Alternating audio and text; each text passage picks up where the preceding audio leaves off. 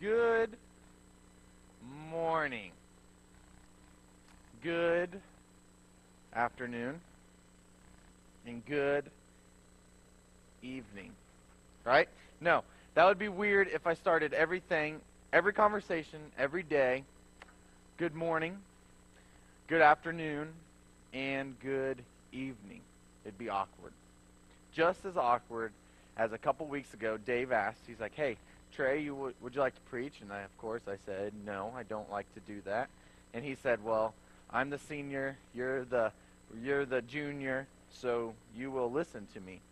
And so I said, okay. And he's like, how about you preach on honor your father and mother? I said, great, because I have all the experience in the world as being a parent of almost a year, the 21st of this month. I have all the experience in the world. I know it all. And yesterday, as I learned at the men's conference, no one listens to young guys until they're 30. So I was told yesterday that doesn't matter what I say, no one's going to listen until I'm at least 30. So I figured, well, I could say anything I want, as long as it just doesn't get me fired. I have some notes today because I'm going to throw a lot of Bible at you. So if you're taking notes, I'm just going to be going through them. Go ahead, please feel free. There might be a tweetable thing if any of you lovely people tweet or tweeter, or as the young guns say, Twitter. So there might be a lot of Bible verses going on today. Some will be on the screen, some I'll be reading. But today, we're going to be on the fifth commandment. Okay, the first one is, does anyone know the first one? There's only one God, no other gods. Number 2 is no idols. This, going to Bible college, a lot of late nights, a lot of coffee. You think of quirky things to do to remember test questions. And obviously, I did these things for my own betterment. So you got like no other gods, no idols. Number 3 is to watch your mouth, basically, with the words you say. 4 is rest, Sabbath. Everyone loves a good nap, especially in college. 5 is honor your father and mother. And so I had to do these hand motions. And so that, high five, that's what it's for. It's for high five. Honor your father and mother. 6 is murder. 7 is no adultery. 3 and 4, odd number, bad. And then 7 is, 8 is stealing. Yeah, you saw that. 7, stealing, no stealing. 5 is do not bear false witness. 5 on 4, blah, blah, blah, blah, blah. Yeah. And then 10 is like covet, like, hey, give me that. Yeah. So they're kind of quirky, but today we're going to talk about honor your father and mother. So when you leave here, next time you see your kids, grandkids, just look at them and say number 5. I wish my mom would have done that more to me, like number 5. That's all you got to say. I'm pretty sure if she would have just said number 5 like this, I would have listened a little bit better. So the 5th commandment, honor your father and mother, is going to be from Exodus 20, verse 12. And it'll be on the screen. It says, honor your father and mother so that you may live long in the land the Lord your God has given you. Now, just leave it up there and just look at it. This is the only commandment that is followed with a promise. The only commandment that guarantees a promise. And it's right there in this text. And it says, honor your father and mother. Boom. All the other commandments, done. Leave it at that. But no, God decided at this time to give us a promise so that you may live long in the land the Lord your God has given you. And this was written on stone. When Moses come down the mountain, he saw his brother making this calf. He gets mad, he throws it. The stones crack. The whole world basically starts turning. Moses is like, I'm doing this for you. And eventually he gets new, put on there, writes it back with a chisel, however he did it. I'm not really sure. And it's set in stone. The only commandment with a promise. Now, to me, it's kind of funny. To me, why is this promise in this commandment? Obviously, I can go on with some things as there are no perfect parents. I tend to think I'm a perfect parent with Tinley. She is starting to walk, and I, as the awesome father and loving. I like to hold animal crackers out. I have a video. I should have done it. But I'll go, Tinley. And sometimes I go, because, like, it's funny because you do it and you laugh, but as soon as she hears, like, she kind of, like, turns around. And I go, Tinley, you want some crackers? And she's like, oh, she goes crazy. And then she starts walking through, and, you know, my house is so large, the duplex, I kind of took, like, 3 steps back, and I ran out of space, so I was, like, looking back, and I had to go into other rooms, and she's just following. She's chasing. She doesn't care about me. She cares about the animal crackers. Or as she goes, arf. And I think she bites their legs off. It's kind of creepy. But I'm, you know, trying to be perfect, and I think I'm trying to help her, of course, all done in love. Help her walk and feed her, exercise and food. Knock 2 birds out with 1 stone. So that's my thought on it. There's no perfect parents, of course. Some are flawed. We respect for authority begins at home. Why is this in this commandment? Because it begins at home. And then the last thing is how I relate to my parents will affect every other relationship. We're going to be talking about those things today, and how will that empower us? How can that let us dive deeper? And I'm going to share this quick story before we pray. Parenting is easy, right? Right? Parenting is kind of like this city slicker who goes out, moves out in the country, and then he goes to the local Big R. Let's just say Big R. He goes there and he's like, sir, I want 100 chickens. All right. He's like, I'm really going to get into this chicken farming, as he says. I'm really going to get into this chicken farming. And the guy who's behind the counter is like, man, you mean business? He's like, oh, yeah. I'm going to do this, and I'm going to do it right.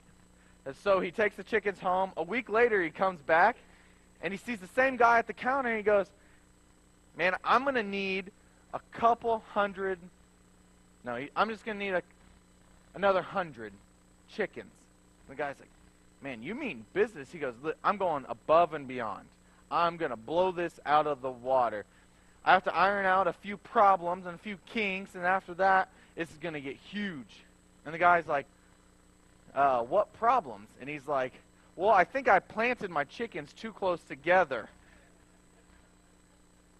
Parenting is just like chicken farming to this guy. Where it's funny. I kind of get thrown in. The last year of my life's just been kind of thrown in, swimming with 1 paddle. Think about it. And then just sitting there, man, I think I planted these things too close. Don't tell PETA. But I'm going to pray. Lord, thank you for this day. Thank you for this time. Let us dive deep to your word to see what it means to honor your father and mother, and simply how to be better parents and grandparents, but also how to be a better follower of you. That is the ultimate goal, just to be a better follower of you. It's in your son's name I pray. Amen. So I've been wrestling with this book. This book is written by Chad Young. It says Wrestling with Faith, Love, and Gators. Okay? I picked this book up when I went to Florida on vacation that I got to go with my in-laws. And I was like, well, I'm going to be in Florida. There's gators. I want to feel like a man. So I'm going to read this book about faith, obviously, love, and gators. And in this story, Chad Young, to me, is brilliant because he writes very simply. And there's big print on the pages. And so for me, I feel like I'm getting a lot done because I'm reading a lot of pages, but really the print's just larger. And one story stuck out to me, and he's talking about growing up, his parents, and how he wants to be a parent one day. And at this time, he learns, he puts everything into an analogy and goes, you know, parenting is like a water skiing, snorkeling, and scuba diving. And to me, I'm like, all right, I like water. I like dipping my toes in it. So let me read a little bit more. He says parenting is a little like water skiing, because you're up on the water. You start with your feet down. knees bent, and you kind of just move your toes up, and you eventually get to the water. And you don't, when you water ski, you don't look right down. No, you have to look up. And you have to have a bird's eye view to look down at situations. He says that's like parenting. You're looking out. You can't look right in front of you because you have to look ahead to see where the waves and all this are coming. Okay? And he's like, it's also like snorkeling, where you're just kind of in the water. You're looking down, come up for air every once in a while. If you're really good, you could keep your head down forever. And you're just looking around. You're not really seeing what's above. You're right there, and you're laying flat. And you feel like you're flat. And he says the last thing is like scuba diving, where you're way down deep. Like you're reading How to Be a Parent for Dummies. You're doing all this stuff and trying to figure out all these things, how you can be the best parent, which is great. I think we all should try to be parent, grandparent, everything. And he says this is what it's like. You're diving deep.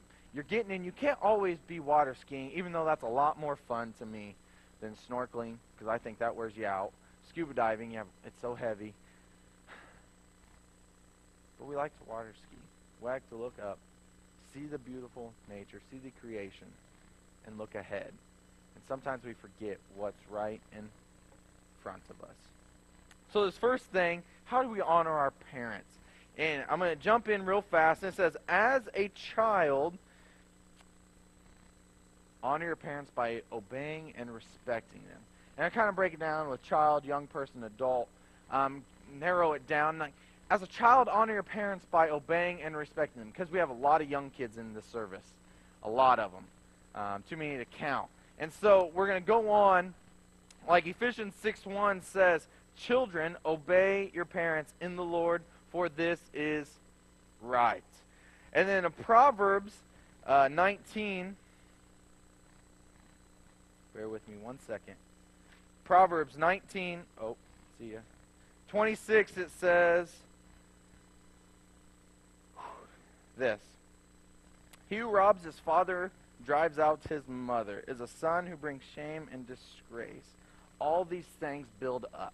All these things are leading to a certain time in our life as a child. And as you guys got to see, and if you were given the ability, the gift to see young children grow up, they're fun. Don't always listen. I tell Tinley, come here, she runs the other way. I don't understand.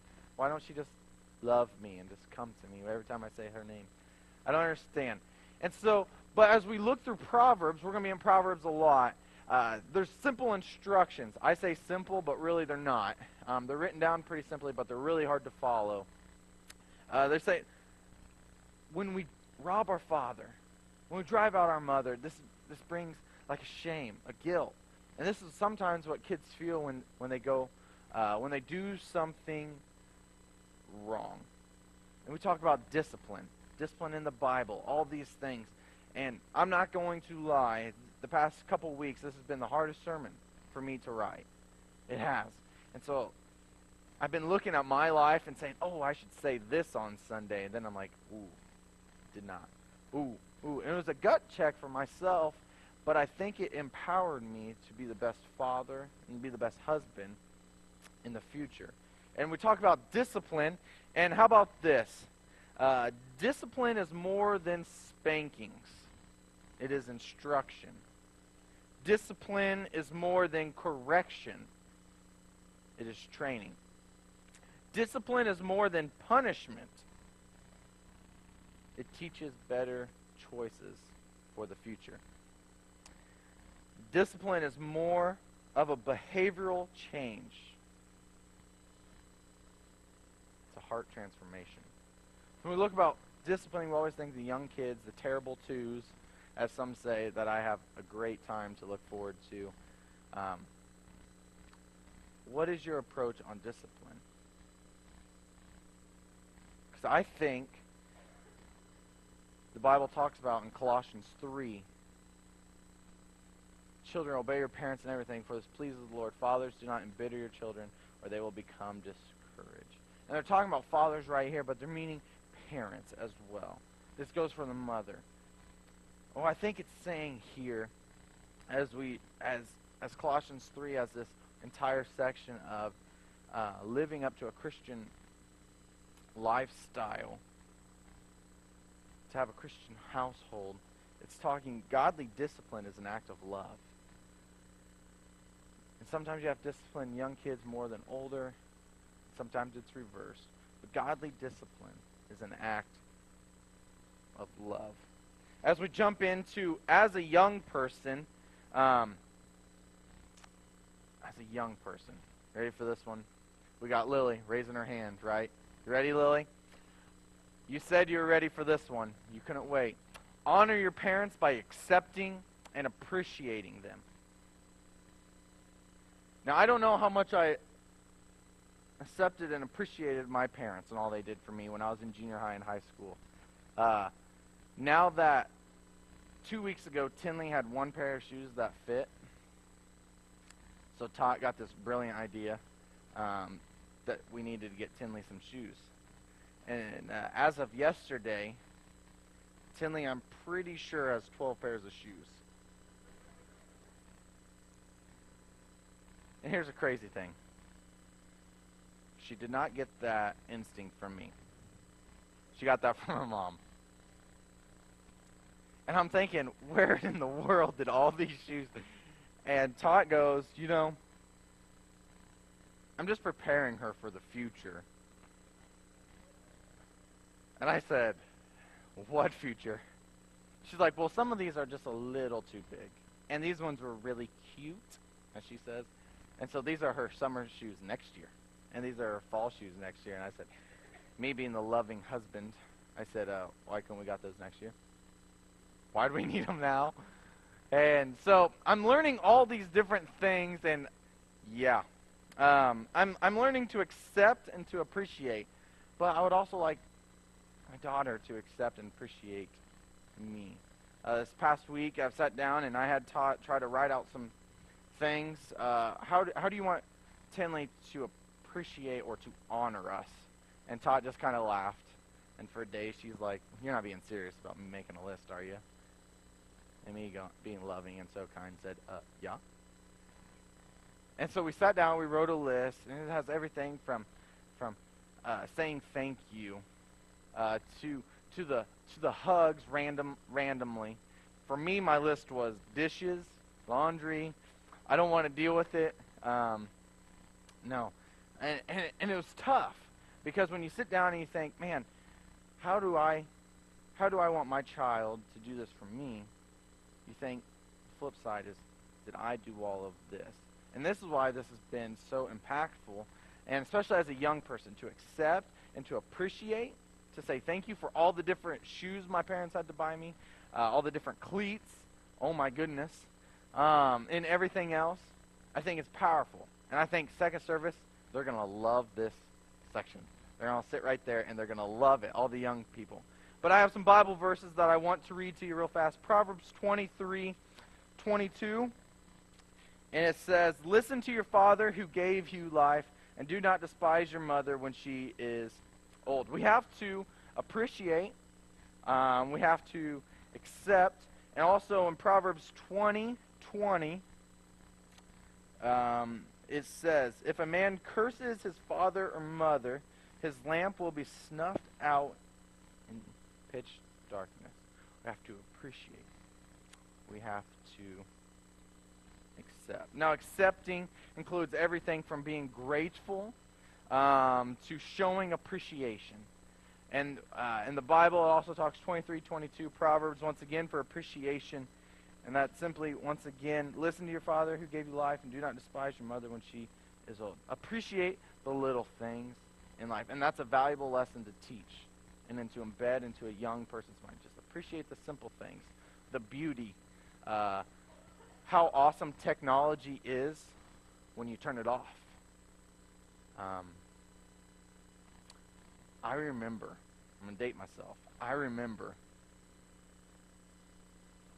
coming home from school, okay, and getting on the internet by going to our TV in our living room, hooking in this like little thing to the back of it, the 3 colors, I still don't know what those are, red, yellow, white. I know what they do. And it was connected to a keyboard, and then you had to turn the TV to a certain channel, and that's how you got like your internet connection. I remember that. And I remember looking up YouTube when it first started on like our TV, and that was our internet because we didn't have a computer. So Mom found this way to do it through the TV. And I remember going, this is the greatest thing since sliced bread. But I was always conflicted because that was when my favorite cartoon was on. And so I had to choose. And I remember when there wasn't all these iPhones. I know. I'm not even 30 yet, so don't worry about it. Don't gotta listen. But I just remember how impactful it was when I got my first phone. And I had one game, Snake. And it cost minutes to make a phone call. Mom gave me 3 minutes a week. She was so loving. She said, call me when you get home, off your trip. Just say, hey Mom, I'm home. Can you pick me up? Boom. Hang up. Take a minute. That's all I want you to do. And so it was impactful, and I remember getting so mad. Give me more minutes. Because of who was I going to text? I don't know. Who was I going to call? I don't know. But I remember not appreciating it growing up. And so if we can embed and work together to embed appreciation, I think we will do this really well. And how do we honor? Honor begins internally. And it extends outwardly. Honor begins in the heart and comes out as words.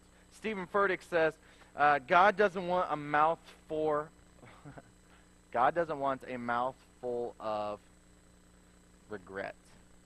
He wants a mouth full of empowerment. And I don't know, in our lives daily, are we speaking a mouthful of regret, things we want to take back, or are we speaking things of empowerment, especially to the young ones, but also to each other?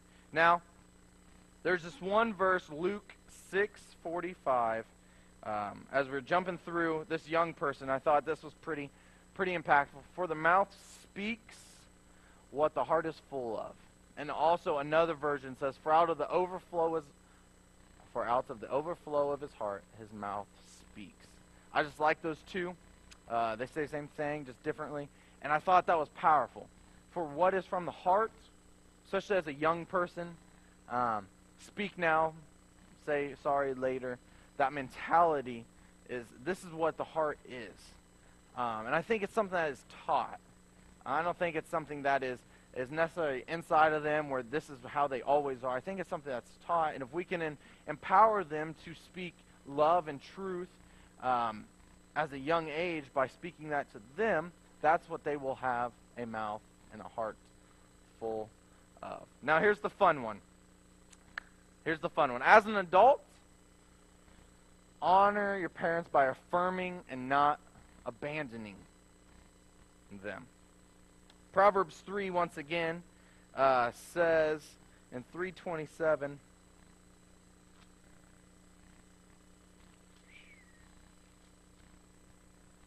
do not withhold good from those who deserve it, when it is in your power to act.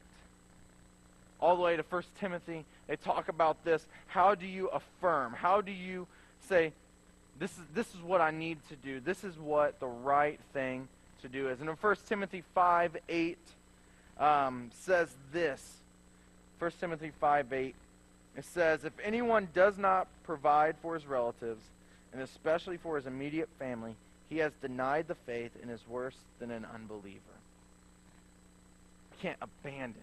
We have to affirm our appreciation. And at 1 Timothy 5:4, just a couple verses up, it says, but if a widow has children or grandchildren, these should learn first of all to put their religion into practice by caring for their own family, and so repaying their grandparents and grandparents. For this is pleasing to God. Simple instructions written down. Hard to follow through. And some of you might be sitting here, well, I just don't know.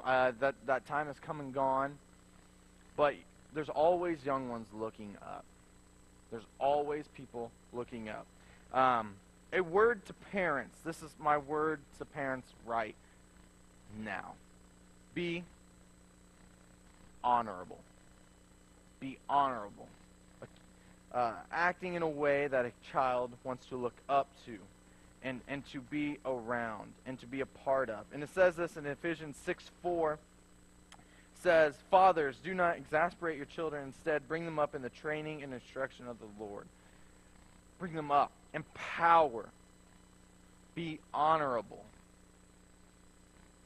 So when they speak of you, it's from the heart. And some of you might be sitting there saying, this is the word to those without parents right now. Be encouraged. Be encouraged by this. Psalms 27. This is a verse that I found, and I've been hearing a lot lately. Psalm 27. Not Proverbs 27. Psalm 27:10 says this. "Though my father and mother forsake me, the Lord will receive me. Even though father and mother have left, the Lord will welcome me." Be encouraged. The Lord is still here. The Lord is still moving in ways that we don't even know. Even though this world right now, we have the hurricanes and the flooding, the entire West Coast up in flames, over 1 million acres already burnt with over 1,000 wildfires still going. Earthquakes to everything. Be encouraged if they're not here, because the Lord will still welcome you. And that's for everyone. Be encouraged because the Lord will take care of it. And as the band comes up, I have one more thing that I really want to jump to, and it is Proverbs 6:23. It says, "For these commands are a lamp, this teaching is a light, and the corrections of discipline are the way to life." Proverbs 6:23. And I heard this the other day, and it's something that's been stuck with me. It says, even a broken clock is right twice a day. Yeah, it took me a long time to think about it. Even a broken clock is right twice a day. As I sat there, I was thinking, this is a really hard sermon to prepare because I don't have all the experience. Or I might not have the best growing up in some eyes. But ultimately, there's a God who cares, a God that loves, a God who loves children and wants them brought up in a way that is pleasing in his eyes. Because he says, hey, honor your father and mother, because I have something great for you. I have something, a life full of joy, full of hope for you. And even though, while we are kind of required to follow and to honor parents, that doesn't include imitating ungodly ones. The Bible talks about that in Ezekiel 20, 18, 19. How not to follow ungodly ones. But you can learn. Because if a parent instructs a child to do something that contradicts God's commandments, then that child must obey God rather than parents. And that's in Acts 5:29. Saying this is what we have to do. Train them up, build them up, encourage them. And I hope you are encouraged today from something to come alongside of how can we make better the children, maybe our grandchildren, our relationships, ourselves. Because God says, honor your father and mother, and I have a life that is full, and it is ready for you. It's a promise. The first promise right there in the commandments. And it's impactful, and even though we don't always agree, and I won't always agree, Tinley won't always agree with me, majority of the time, but I know right. impactful to know that God is still there. That even though parents might be gone, still be encouraged that God is still here today, and he is encouraging us to follow in a footstep of his teaching, to bring up young men and women to honor him. And that's where we start, in the home, to honor our father and mother. I'm going to be up front, and I'm going to pray, and we're going to continue on. Lord, thank you for this day. Thank you for this time of this topic of honor, your father and mother. God, I thank you for the promise that you have provided in the teaching of the commandments, how, God, that you said, I'm here, I want you to follow me, and it's not always going to be easy. And God, we just thank you for this time. Let us be empowered to encourage and equip each other and the other generations. It's in your son's name we pray. Amen.